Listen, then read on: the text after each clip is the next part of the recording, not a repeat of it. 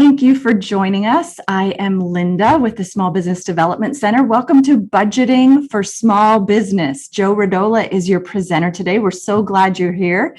This is an entrepreneur's guide to budgeting. You are going to learn so much, so get your notes out. This is the Shasta-Cascade Small Business Development Center, and we serve Shasta and Trinity counties in far northern California. It's a nonprofit organization. We provide confidential, no-cost advisory and training services to small businesses. We are sponsored by the U.S. Small Business Administration and the HSU Sponsored Programs Foundation. And here are a number of the advisors. We want you to know there are a lot of advisors that you get access to when you participate in receiving advising from the Small Business Development Center.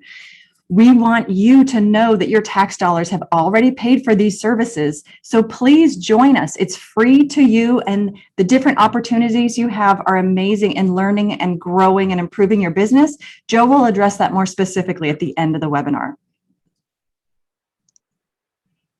And our disclaimer, the information provided in this webinar and any supplementary materials provided to registrants are intended for educational and informational purposes only, and does not constitute professional, financial, or legal advice. No registrant should act or fail to act on the basis of any material contained in this webinar without obtaining proper financial, legal, and other professional advice specific to their situation. The Northern California Small Business Development Center and its host, the HSU Sponsored Programs Foundation, specifically disclaims any liability, loss, or risk, personal or otherwise, which is incurred as a consequence directly or indirectly of the use and application of any of the information presented in this webinar. And I would like you to know that we are recording this webinar. In about 3 business days, you will receive an email from Emily, who works with us here at the Shasta-Cascade SBDC. And in that webinar, she will have a copy of the slide deck that Joe's using to present today, and she will share with you a link to the recording. So do take notes today, but know that you have access to the recording and the slide deck. And now I'd like to introduce Joe Rodola. Linda, thank you so much. Linda and I work together almost every time on these wonderful webinars. And of course, most of this has been thrust upon us due to COVID. So there's benefits and non-benefits. First of all, you can't see me live. That could go either way, benefit or non-benefit. But you do get to have copies of the actual slide deck sent to you. And we get to interface through this wonderful process of Zoom. And of course, we then post these to our YouTube channel, which you will get a link to at the end of today's presentation. All right, so what am I? I am the lead consultant of the Shasta-Cascade SBDC office. We do cover Trinity and Shasta County.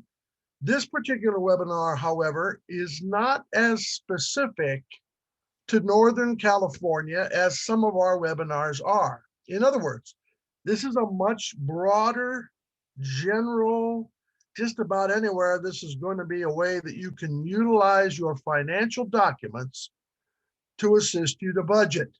Doesn't matter if you're in LA, San Francisco, New York, anywhere. These ideas should help you, okay? Just like we do when we're at home, we budget for our personal expenses and income. Got to do the same for the business. Got to have a goal.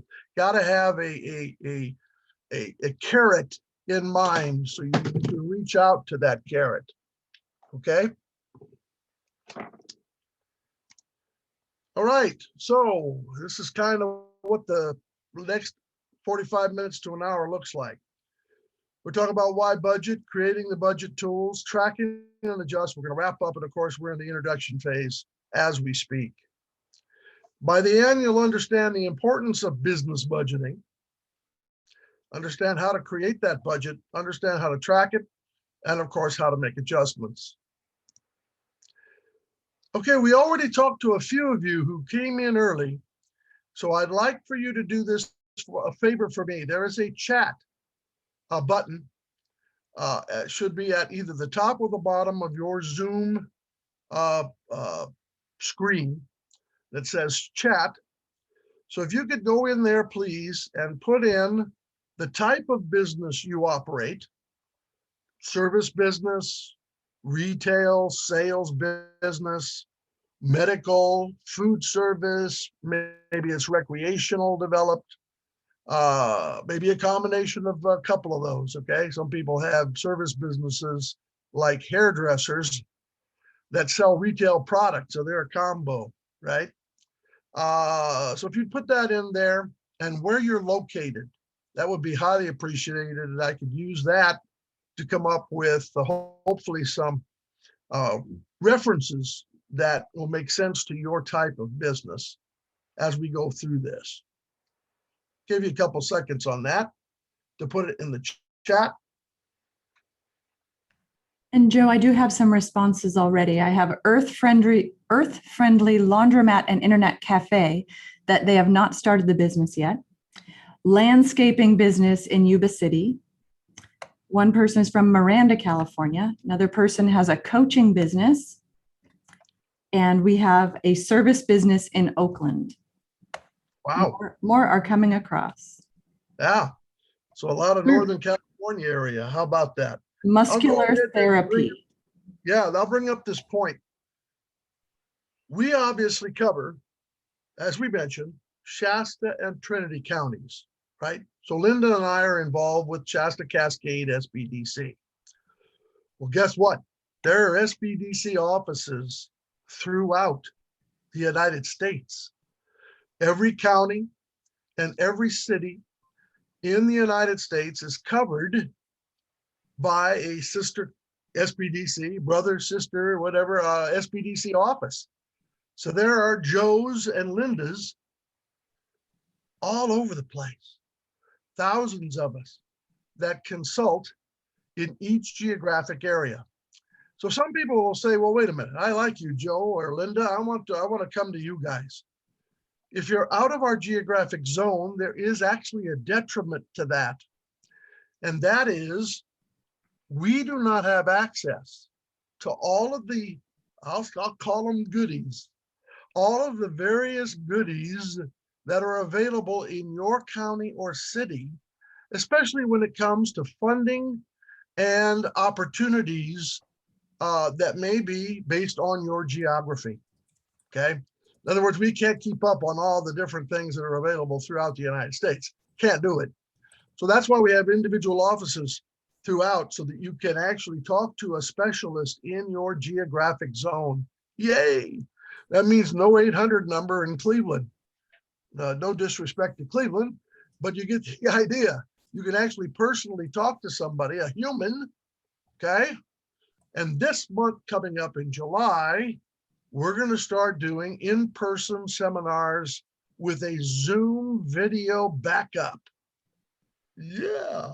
So many of us out in the field will be offering in-person seminars like this one, where you can actually be in our building at a desk with a binder and go through these classes live if you wish. I like that because I much prefer live classes. Okay. So why budget? Let's talk about budget. Is an important document. You bet it's an important document. Joe?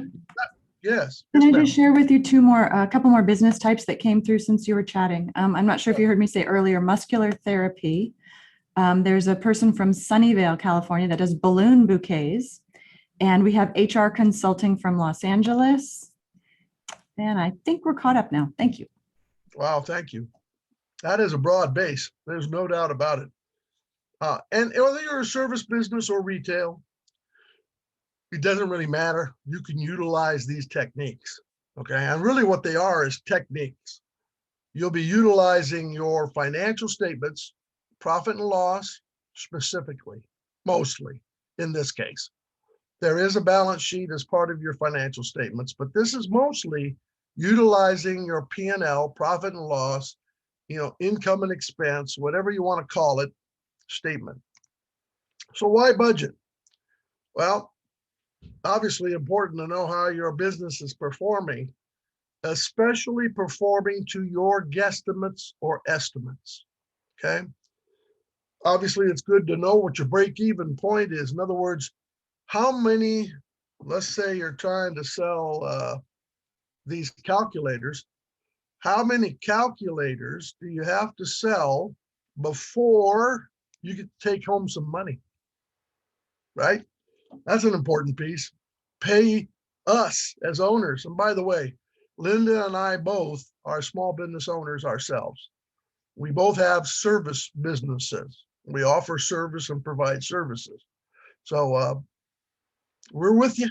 We're with you all the way. Okay. Also, can tell you how the business is growing and, of course, help you plan for expansion. So begin the budget process. Let's see if I missed. Sometimes I jump to. Nope, we got it. All right. So begin the budget process. It's always preferable, obviously, to use as many years as you possibly can. When I taught this class last time, it's been a while because of COVID. I'm going to call it pre-COVID, kind of in the early stages when COVID started, okay? So my guess is if you use 3 years financial statements, 2020 for many of us was kind of maybe you call it a bomb, okay? Because of closures, required closures, people having to stay home. You couldn't get people to come buy your products or service. We couldn't have people come in to listen to us in seminar-based facilities, you know. We had to scramble to try to figure out the Zoom thing. So if you discount 2020, that may be something to think about. But normally it's best to use as many years as possible in a row consecutively to identify a budget. You can identify the trends. Again, we just mentioned what was the trend in 20. From the majority of us, the trend in 20 was a decline. Okay, it was a decline. However, for example, in our area, we have a couple of bike shops, bicycle sales and service. Well, guess what? They went up because no one could go anywhere. No one could fly, anywhere. So a lot of people stayed home. So what are they going to do? Ride a bike. Go get a bike, start going outside and ride, right? It was away from people, right? Didn't have to wear a mask for the most part. You go on a trail. So bike shop sales in our particular community skyrocketed. And I believe nationwide, that's a trend. We have a kayak shop in town. They only sell really kayaks and flotation type options, paddle boards, that type of thing. Their sales went up. Why?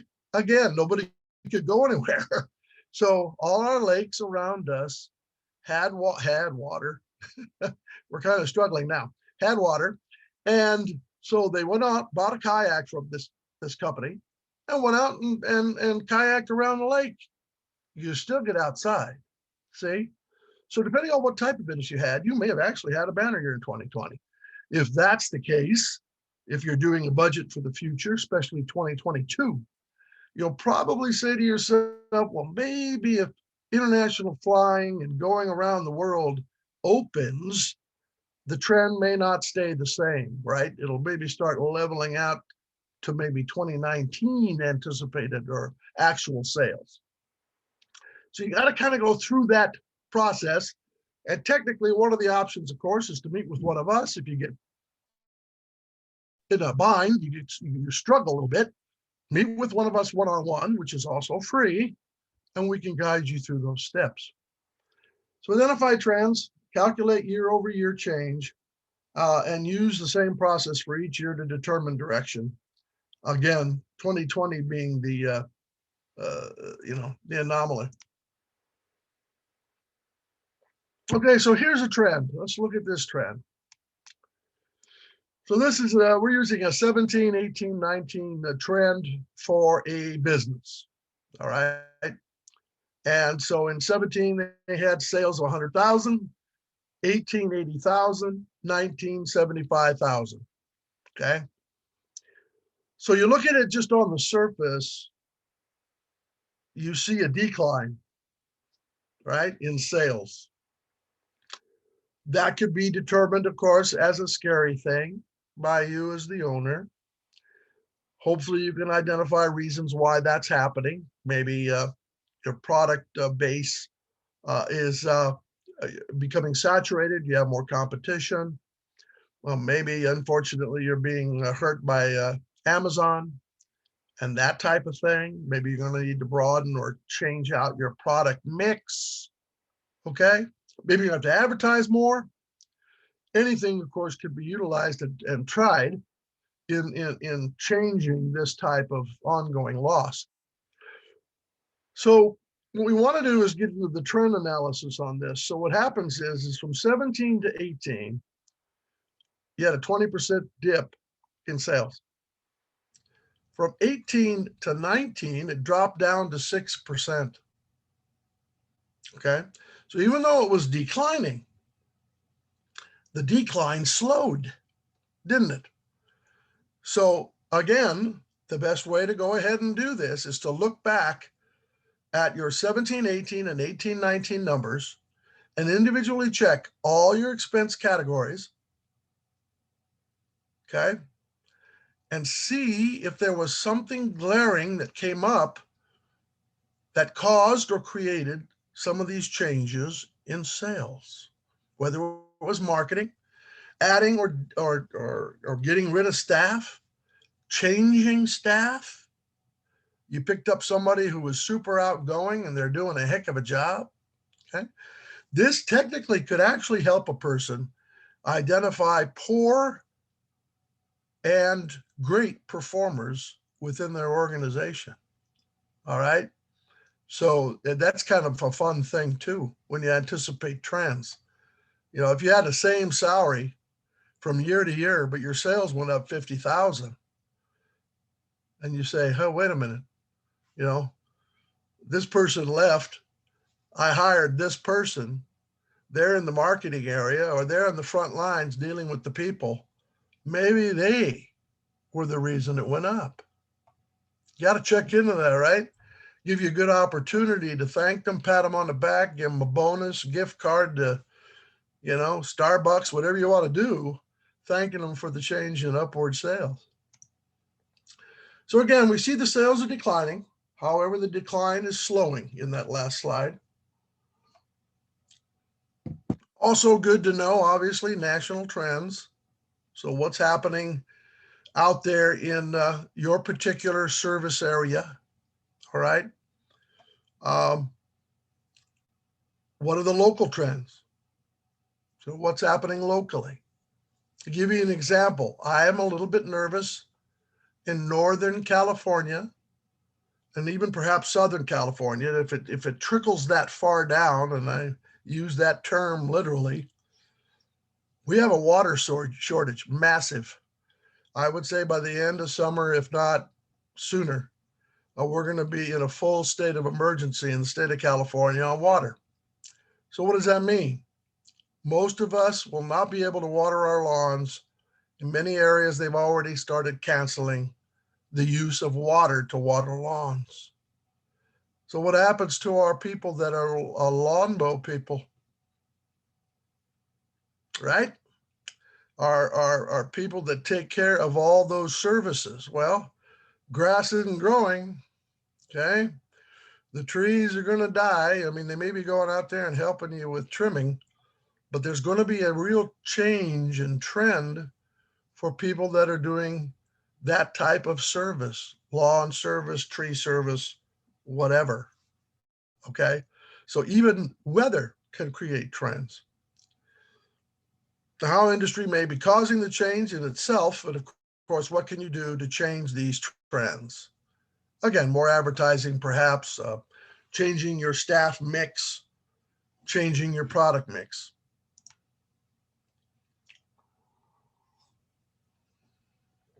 Okay, so you may decide to forecast zero.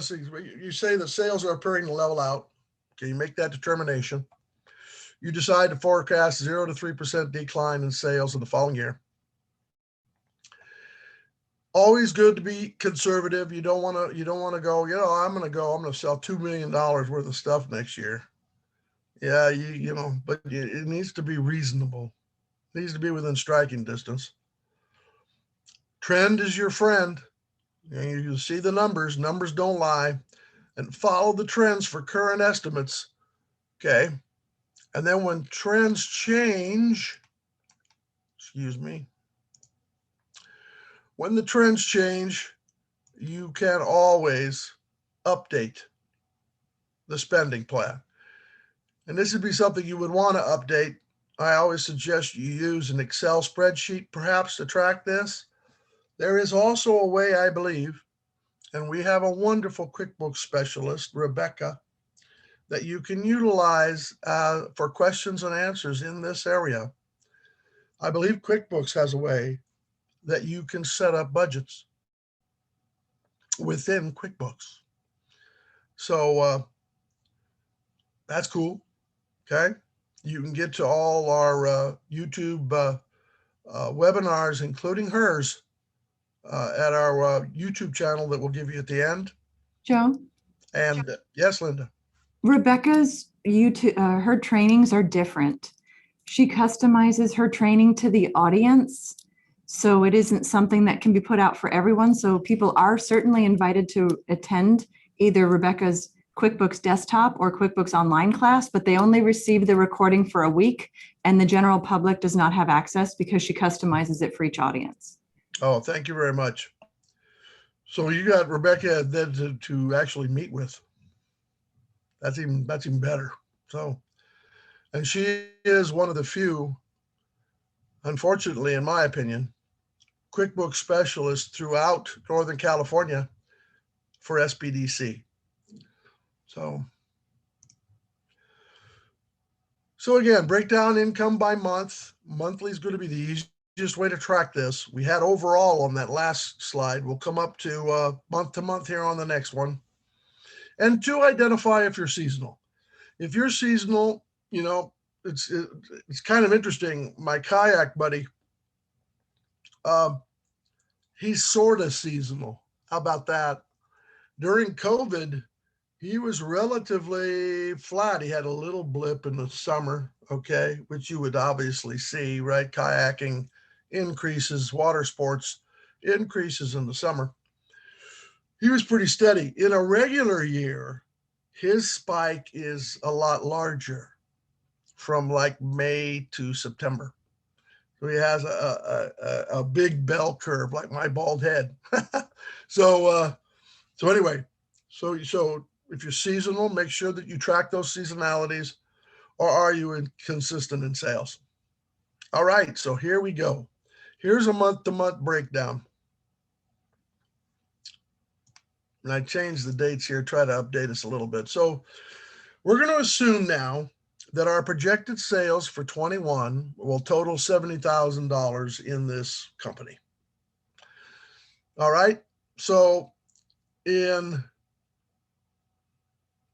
2020, the year before, you write down from January to December all of your sales by month. Okay. And then you do a percentage of your annual sales by month.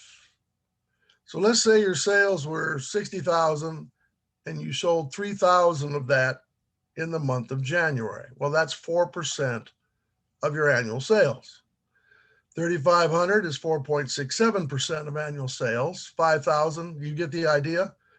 So you're running percentage of sales by month, actuals across the board from your last year that you choose to pick. Again, you may not pick 2020, right?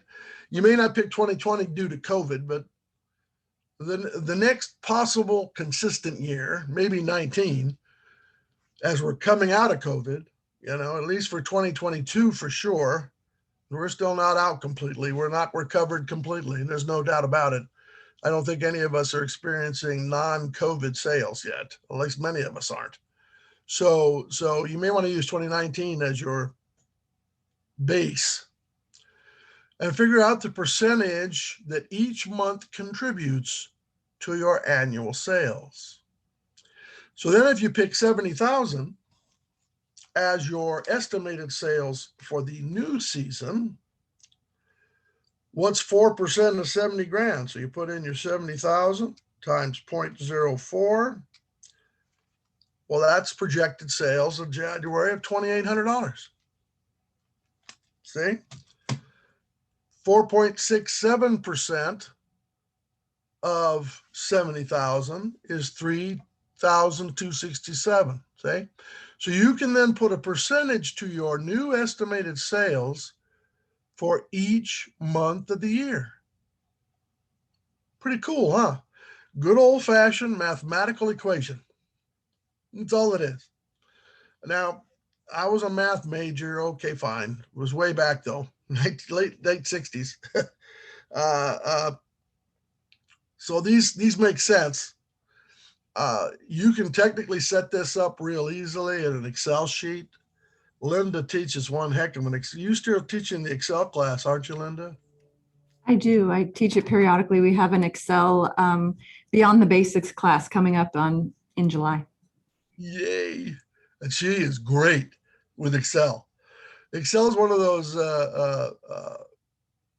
programs that if you got a people that can really make it sing, I call it. All right. She's one of them right there. So please join. By the way, you'll be invited once you become a client of ours or a client of any SBDC, you'll be invited to any webinar that comes in. You'll know immediately when they're available, when they're coming up, so that you could join. And again, guess what? All these are paid for by tax dollars and don't cost you a dime today. There's the deal. Joe? Yes. The introduction to Excel class, I think I taught that last month. That should be out on our YouTube channel. There you go. Because those are really nice. Anybody can use them. Excel, Excel is just, it's a universal program. And so it's great. It is absolutely great. Linda does a great job teaching it. So now you got your month-by-month layout and your projected sales. You could compare your actuals to these projections, right? And it's always good to do these projections, in my opinion, if you're a normal annual January to December type business. In other words, you run your year according to the tax year. Do these projections November-ish, early December for the following year, okay? That way you got most of your historicals out of the way and you'll be ready January to start tracking, because that's the most important thing, is to see, all right, maybe something's changed, right? Even in December of the year, maybe something changed. So always good to know where you're headed as often as possible and as quickly as possible. No doubt about that. We also found out during this COVID. We found out who didn't have savings in the business and ran out quickly. And we had to get them as much, had to help them get as much SBA assistance as we could quickly, right? We also know the ones that had some savings built up and didn't have to react as quickly. We saw that too. So 2 main expenses will be, in most businesses, cost of goods. If you have a retail business, in other words, if you buy this calculator wholesale, I'll just use a number. Let's say you buy these calculators for $1. So there's your cost of goods. You sell it out to me for $2. There's your margin, profit margin, right? And then, of course, you have operating expenses besides cost of goods, which is everything else. That's your lights, your rent, your insurance, whatever, okay? Use historical percentage of sales for each expense category. Multiply percentage by projected annual revenue. And you say, well, what does that mean? Aha, well, I'm going to show you. Boom. So let's show you, okay? Again, utilizing our 2020 sales, we can calculate that the $20,000 cost of goods sold in the 2020 season is 26.67% of your sales. And down the road, advertising was 667, vehicle expense 10%, depreciation 3%. You get the idea. Salaries 30%, onward and onward. Okay. So you say to yourself, all right, so I have the percentages of 2020, which we actually already know what those numbers were. We've estimated 70,000 as our sales for the new season, didn't we? We've been using 70 grand. So what's 26.67% of 70,000? There it is, 18,667. What's 6.67% of 70,000? 4,667. 10%, 7,000. You get the idea? So what you're doing is you're budgeting based on historical expense percentages. And if you want, if you're really into it, you could do 2-year percentages, right? You go back to 2019 and actually use those as making calculations of percentages of sales. So when you're done, as you can see, with the percentages of each of these expenses actuals compared to the new sales numbers, your expenses should come in at 61,367. Now, those of you who may have been kind of ahead of the curve, right, will notice one of these that probably can't change, right? At least one. But the one that's glaring is the last one, rent. So even though your sales have dropped, your rent will probably not change. So you got to go in and tweak this son of a gun, don't you? So you go back in, you got your 2020 budget. That's actually should be 21. I forgot to change the date. My bad. 2021 budget of 61,367, but you know rent can't be lower than it was probably the previous year. Okay. You got to bring it up to $6,000. So to balance that budget, that we had to raise $400, you got to take $400 from somewhere else. So you just go back up and see where can you pull it from. Okay. Maybe you're going to cut hours. Okay. Maybe you're going to cut hours to help compensate for the fact that rent won't drop. Okay. Maybe you'll raise advertising so you can maybe hit those numbers more easily. Some of it's going to have to be kind of a what if. All right. It's crystal balling. One of the things we do here for startup businesses, which some of you announced you probably are startups, is a 2-year forecast. Part of your business planning process. And by the way, that's another class we teach. And I believe is also saved, right, Linda? The business planning class. Joe, Yeah. I just put a link in the chat to our YouTube channel so people can go there and Oh, see wonderful. what the different sessions are. Outstanding. Thank you. And we have a bunch of stuff there. So part of the planning process for a startup is a business plan. Okay. We can assist in guiding you through that particular area to find the papers to start writing the plan. Yeah. And I'm going to tell you right now, other SBDCs may have more talented writers than I am. In fact, I'm sure of it. Writing is not my forte. But when it comes to the 2-year forecast, that is in my wheelhouse. So if you end up being a client of Shasta-Cascade SBDC, you're starting up a business in our area, we can sit down and do the forecast together. We're going to have to crystal ball the whole thing, aren't we?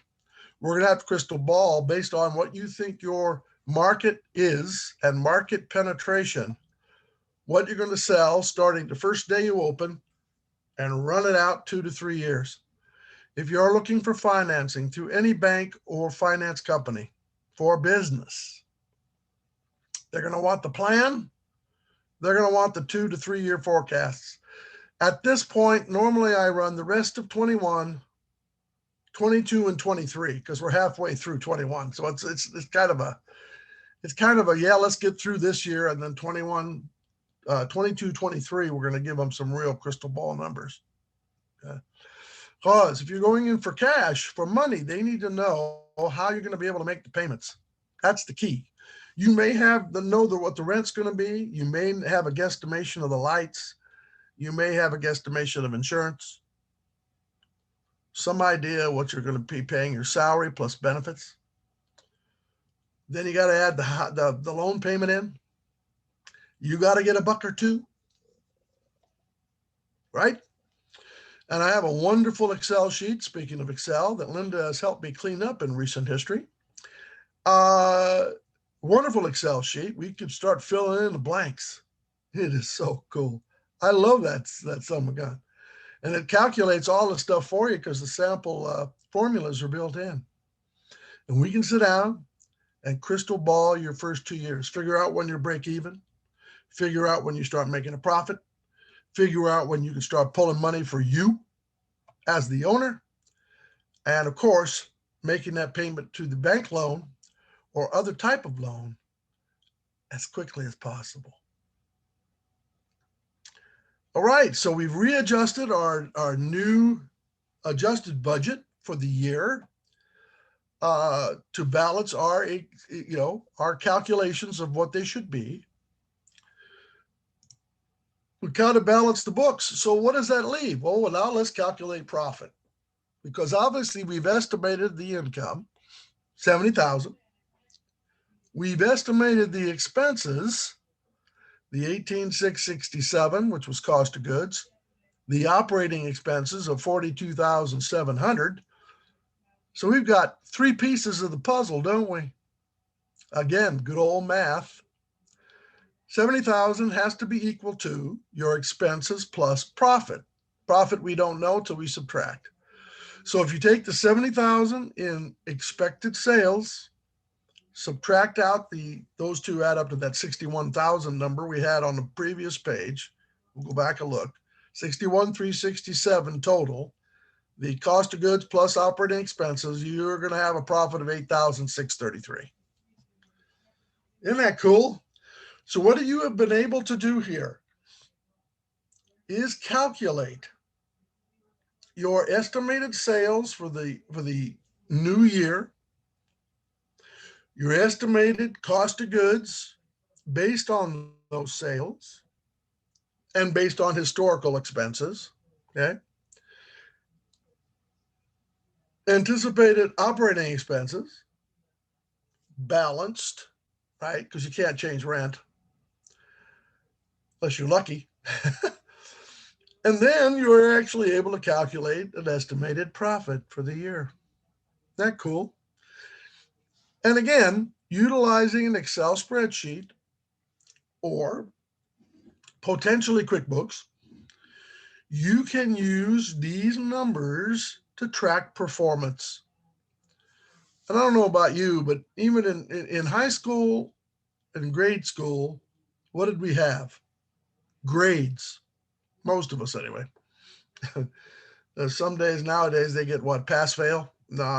In our days it was all, A, B, C, D, F, right? A, B, C, D, F. Told us our performance, didn't it? How did we perform to task? What were our scores like when we got tested?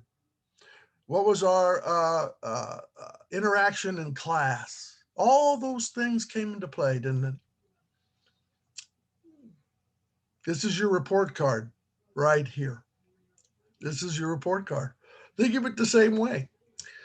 How did I want to adjust? I used to get, what did we get? Quarterly, semester updates, right?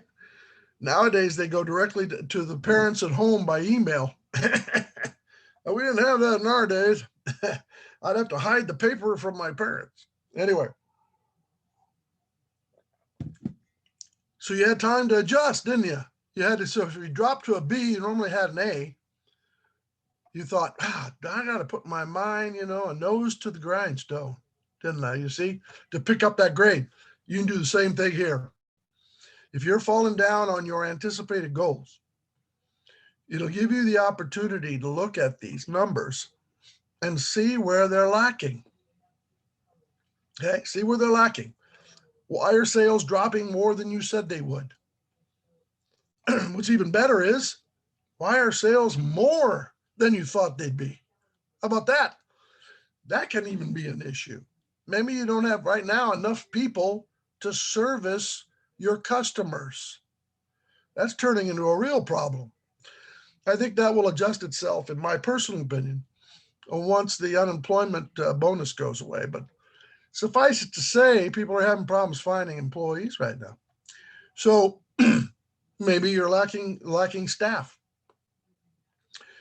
I'm anticipating that most of you who are in business have worked harder in the last 18 months than you ever have in the history of the ownership of your business since startup.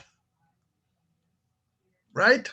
Am I lying? No, because this year has been a really, really, really rough year. Okay. So it's important to have the numbers coming out of COVID as we reopen, okay, to know how to get back to where you were before it hit. Hugely key. And again, if you have any issues with these numbers, if you have any issues with how to calculate these babies, that's what we're here for. So break down each annual expense by month. Okay. If the expense is fixed cost, divide the expense by 12, like rent. If the expense is variable cost, allocate each month based on percent of sales or need, if you have to balance the number. Some expenses should be allocated based on historical patterns, of course, and make sure to include every expense you can think of. Try not to use miscellaneous. Miscellaneous expense is a, you don't want much in miscellaneous, okay? Identify what it is. Identify what it is. And a lot of you, one of the things that people forget, especially sole proprietorships, and many sole proprietorships that are service business, in other words, singly owned, they call them mom and pops, I think still. I don't think that's offensive. Mom and pop businesses, sole proprietors, forget to track mileage. Okay, mileage. Mileage expense is huge. Linda and I drive a lot of places to do things, to give them a class, to meet with the client, since we don't have an office. So you can see I'm actually operating today out of my second bedroom. So Joe Rodola's Debt Consulting operates out of this bedroom, this computer, and my cell phone. How about that? So,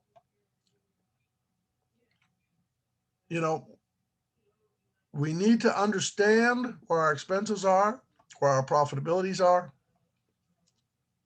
and understand trends, and quickly. And don't forget mileage.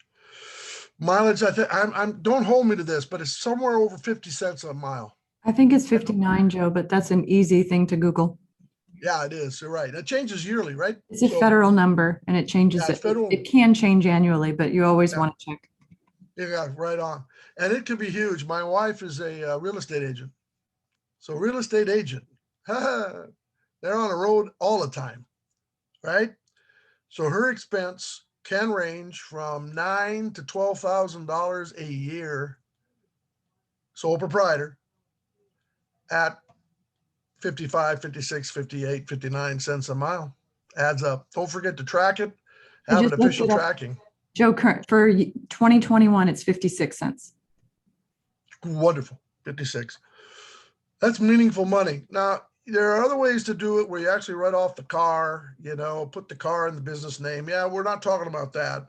We're talking about operating your personal car vehicle and operating it also for business expenses. Okay. but it's one that a lot of people forget. And this, of course, is a YouTube link to a budgeting idea webinar online. If you go, I love YouTube. I don't know about you guys. I love you. I can figure out how to do anything on YouTube. YouTube University. That's it, Linda. I had to figure out how to open or pull the side of the inside of my car back a door of my old Durango.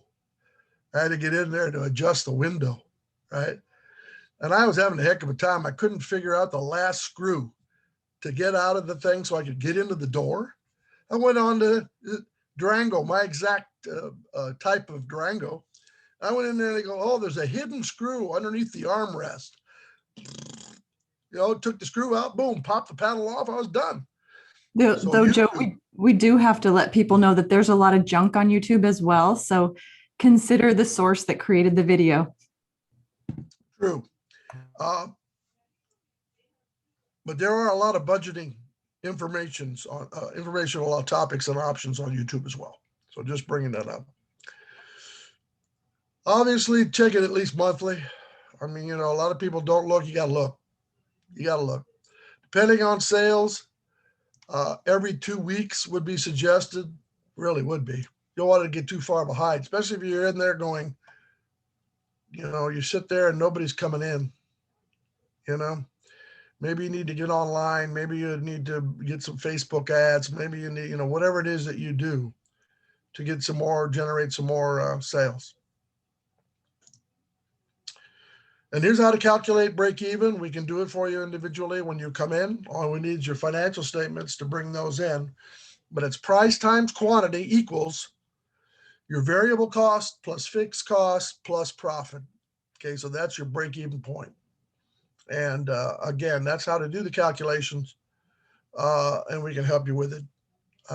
Like I say, when you make your individual appointments. All right. Totally question and answer time. And Joe, we don't have any questions in the chat right now. You are welcome to turn your microphone on and ask a question directly if you'd like to, or you can type your question in the chat and I'm happy to read it to Joe. Either way would be perfect. Give you a second or two to decide if you wish to become live. I am not seeing any microphones turn on, so it could be people are typing in the chat right now. Okay. Joe, why don't you go on right now in the interest of time, and then as questions pop up, I'll let you know. Wonderful. So again, we talked about originally when we started the class today that we were going to talk about understanding the importance of budgeting. That's kind of a, yeah, you bet. Understand how to create the business budget. We talked about that. Understand how to track it. Probably QuickBooks or another source of accounting tracking would be the easiest.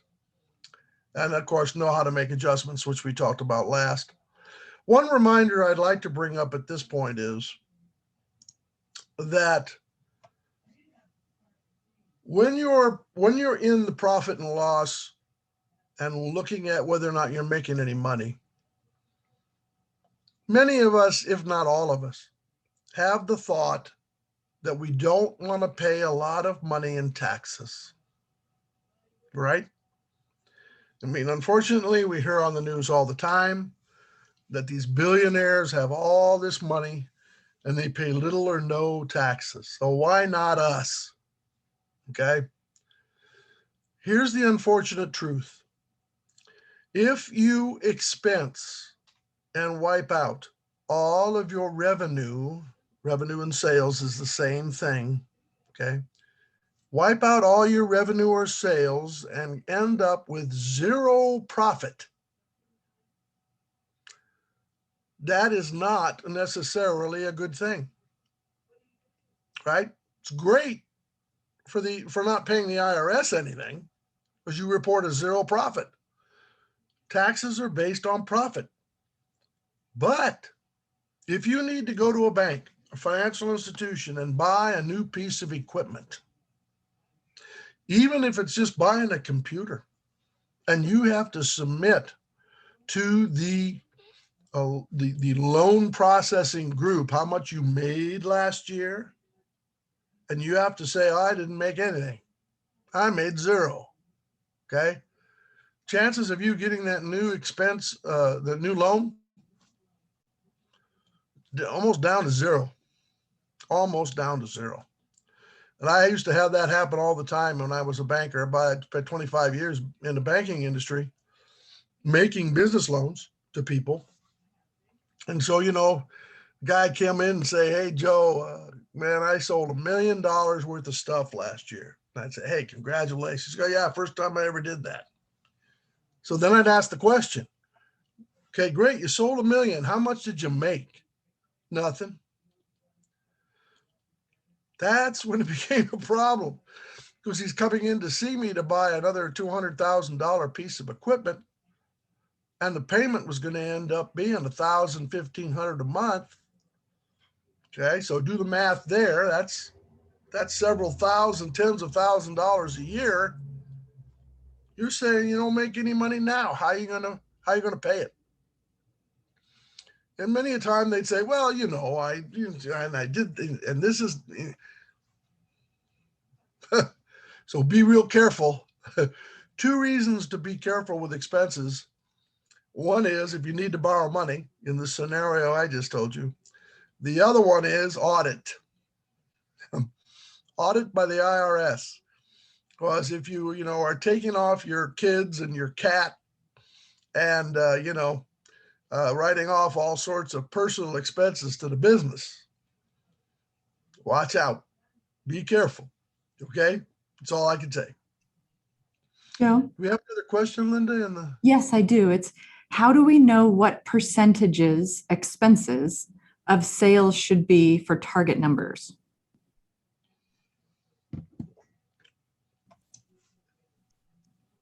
I'm trying to remember the name of the website. I'm going to have to look that up unless you know it, Linda, but there is a national average expense by category for each style of business. So in other words, if you're a recreational based business, you rent houseboats. Okay. A lot of people rent houseboats up here, Shasta County. They have a percentage expense average by that type that you could compare your percentage to. That's a very good question, by the way. So it's like a national average expense percentage or something. But I have, since I'm not in my office today, unfortunately, I have it at my office. But let's put that question down. If we could identify the participant by email, here, I'll tell you how to do it. My email address is joe@norcal, NORCAL, SBDC.org. So joe@norcal, SBDC.org. Joe, I just put that in the chat so people can make note of your email. You're perfect. Email me that question direct. When I get back to my office, I will look it up. But there is you're right, there's a national average, so you can compare your averages to, let's say you're a, whatever bit is your retail business, and you sell, let's do coffee shop. You're selling coffee, okay? Sure would be cool, wouldn't it, for you to know what the national average is for cost of goods nationwide for coffee shops, right? That'd be perfect. Because then you'd look up yours, and yours is 30%, and you look up the national average, they're at 25. Okay, why? Are they buying more volume than you are? Do they have different distributors they're buying from? Are you in California compared to Ohio? Seems like a lot of things are higher here in California, doesn't it? It's one of those things. Joe? Yes. I'll make a note in our after webinar notes for you to send that information to Emily, and Emily can include it in her follow-up email with the recording link as well as the slide deck. So everyone will receive it that way. That's perfect. Yeah, it'd be nice, everybody, to have that information, to pull those national averages. That way you can compare yours as you calculate them uh, to the national average for your business type. So there's also a question of, is there a list of cost of goods sold by business too? Not sure, but I'll check. So put that question in there as well. Sure. I don't have that answer right off the top of my head, but that would also be helpful, wouldn't it? Yeah. So if I'm buying these and I'm paying $1 a piece, sure would be nice to know what the average is nationwide and who's, how much they're paying for these suckers, right? So if they're paying 75 cents, maybe you got a different supplier you can buy it from. Be cool to know, right? Cool to know. Beautiful questions, people. You guys are on the dime. All right, so we will be sending out, I think Linda always does this nice little pitch for the seminar evaluation.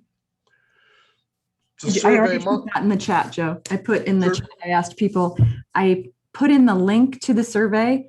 We love to hear what you think of this webinar.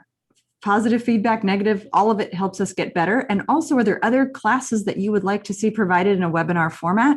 We want to deliver what you're asking for. So go ahead and click that link. It will open a separate window for you. And then you can ignore it until our webinar is over and then go complete the survey. Well, thank you. That's it. The Survey Monkey. That gives us the opportunity to understand what you liked and disliked. Hopefully you didn't dislike much. And what else you'd like to see. We're constantly trying to come up with new seminars and webinars that make sense for you guys. I mean, that's why we're here.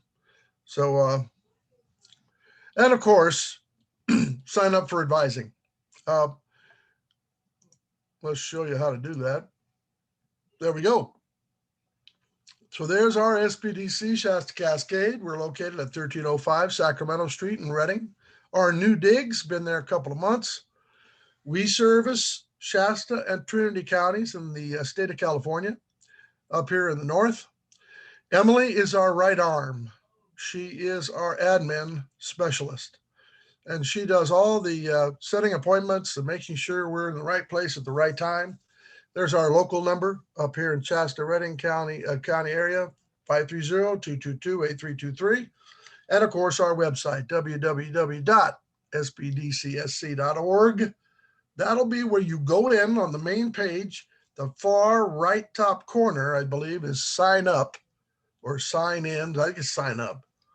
And you can go in there and sign up for our free services. We've got to know who you are, where you are, what your address is, email address, phone numbers. Got to have that listed. Obviously, we're being paid by federal dollars and state dollars. Okay.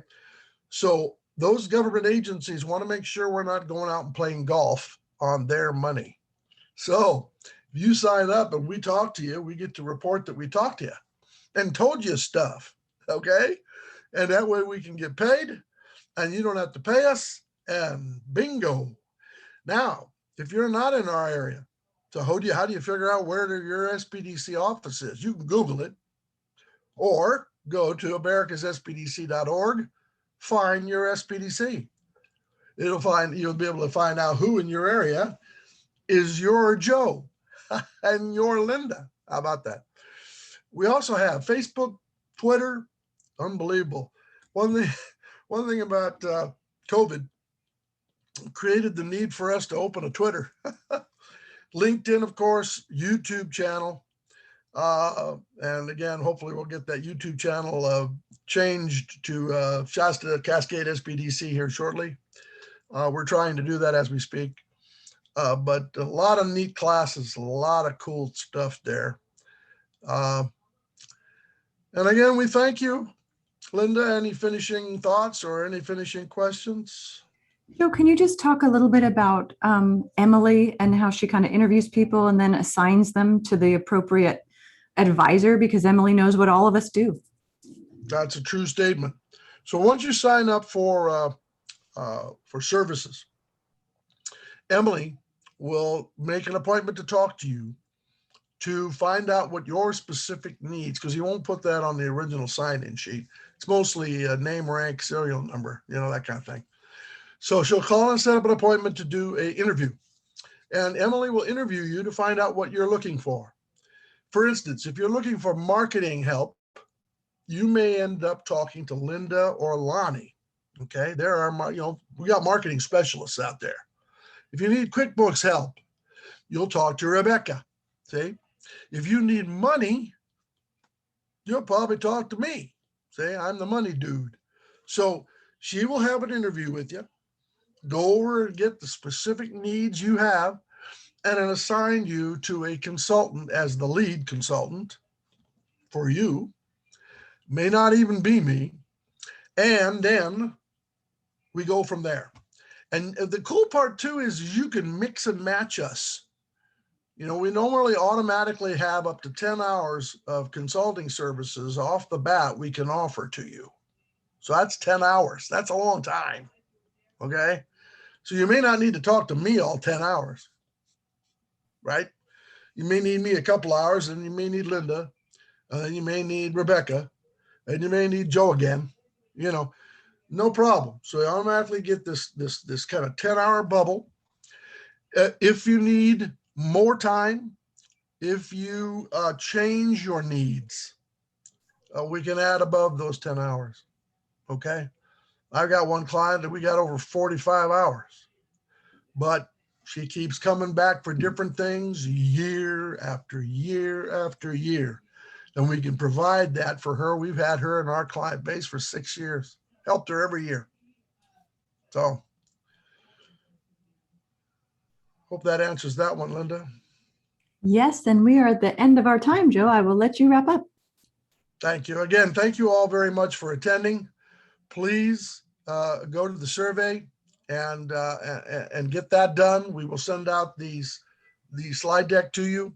I will attempt to find the answers for you on those other specialized questions.